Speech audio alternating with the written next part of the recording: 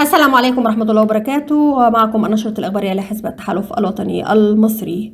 في إطار جهود حزب التحالف الوطني المصري لتعزيز التنمية المستدامة في محافظات مصر، اجتمعت أمانة محافظة أسيوط بحضور العميد محمد شرارة الأمين العام للمحافظة والهيكل التنظيمي للأمانة لمناقشة الخطط التنموية للفترة المقبلة. ويأتي في هذا الاجتماع في ظل حرص الحزب على تعزيز التنمية الشاملة في جميع المحافظات وفقا لرؤية النائب محمد خالد القاضي رئيس الحزب.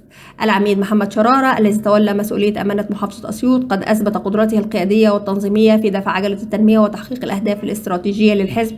يتمتع العميد شرارة بخبرة طويلة في مجالات الإدارة والتنظيم، مما جعله الخيار الأمثل لقيادة هذه المرحلة المهمة في محافظة أسيوط. محور الاجتماع التنمية المستدامة. تركزت المناقشات خلال الاجتماع على مجموعة من المشاريع التنموية التي تهدف إلى تحسين البنية التحتية وتعزيز الخدمات الأساسية في المحافظة. كما تناولت الأمانة تنظيم معسكرات وورش عمل تستهدف بناء قدرات الشباب وتطوير مهاراتهم في مجالات مختلفة، بما يتماشى مع استراتيجية الحزب الرامية إلى تمكين الشباب ودعم مشاركتهم الفاعلة في المجتمع. وأكد العميد محمد شرارة أن الحزب يضع نصب عينيه تحقيق تنمية شاملة ومستدامة في جميع قطاعات المحافظة، ومشيرا إلى أن العمل التنموي يتطلب تكاتف الجميع ومشاركة فعالة في مختلف الفئات المجتمعية. وشدد على أهمية التعاون مع الجهات الحكومية والمحلية لتنفيذ المشاريع التي تسهم في تحسين مستوى معيشة المواطنين. توجيهات رئيس الحزب. تأتي هذه الخطط التنموية بعد عرضها على النائب محمد خالد القاضي رئيس حزب التحالف الوطني المصري، الذي أكد دعمه الكامل لمبادرة أمانة محافظة أسيوط. وأشار النائب القاضي إلى أن الحزب يضع التنمية المستدامة في مقدمة أولوياته ويعمل على تنفيذ رؤيته الشاملة لتحقيق التوازن الاقتصادي والاجتماعي في جميع محافظات مصر. وأضاف أن الحزب يسعى دائما إلى تعزيز الوحدة الوطنية من خلال العمل الجاد والمشترك، حيث تعتبر محافظة أسيوط جزءا مهما من استراتيجية الحزب لتحقيق التنمية في صعيد مصر. كما أشاد بجهود العميد محمد شرارة وفريق العمل في الأمانة لدورهم الحيوي في تنفيذ هذه الرؤية.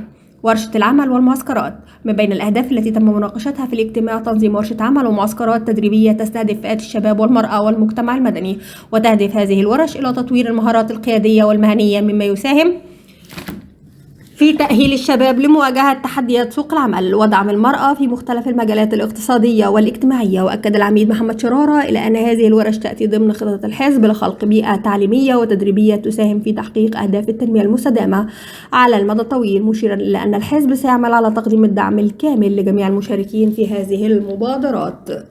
رؤية مستقبلية. اختتم الاجتماع بالتأكيد على أهمية مواصلة العمل المشترك بين الأمانة وأعضاء الحزب في محافظة أسيوط لتحقيق الأهداف المرجوة. وأعرب العميد محمد شرارة عن ثقته في قدرة الحزب على إحداث تغيير إيجابي مستدام في المحافظة من خلال تنفيذ المشاريع التنموية وتفعيل دور الشباب في المجتمع.